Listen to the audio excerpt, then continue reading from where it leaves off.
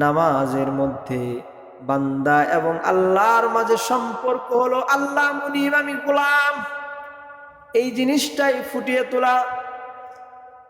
এবং দান সৎকার মাঝে আল্লাহ এবং বান্দার মাঝে যেই সম্পর্ক আল্লাহ তাআলাও দান করেন, আমিও কিছু দেই, আল্লাহ তাআলার সাথে একটা কি সাদৃশ্যতা অবলম্বন করি। রোজার মধ্যে আল্লাহ খাই না, আমিও খাই না, এইটা আল্লাহর রঙে রঙিন হয়ে যায়। এবার আল্লাহ সুবহানাহু ওয়া তাআলা বলেন, বান্দা নামাজ পড়ে তুমি পরিচয় দিলা যে তুমি আমার গোলাম, দান করে সাদকা করে যাকাত দিয়ে তুমি পরিচয় দিলা তুমি আমার সাথে সাদৃশ্যতা অবলম্বন করো, রোজা রেখে তুমি পরিচয় দিলা তুমি আমার রঙে রঙিন হইতে চাও।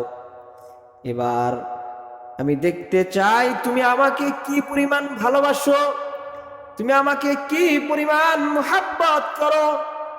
এজন্য একজন প্রেমিক একজন প্রেমিকের জন্য ভালোবাসার বহিঃপ্রকাশ হিসেবে কি পরিমাণ ভালোবাসে এটা প্রকাশ করার জন্য যেই আচরণ, যেই বিধি, যেই কাজগুলো করে, একজন বান্দা আল্লাহর মুহাব্বত প্রকাশের জন্য, আল্লাহর ভালোবাসা প্রকাশের জন্য যেই কাজটা করে, সেই কাজটা, সেই ইবাদতটা হলো ইবাদতে হজ।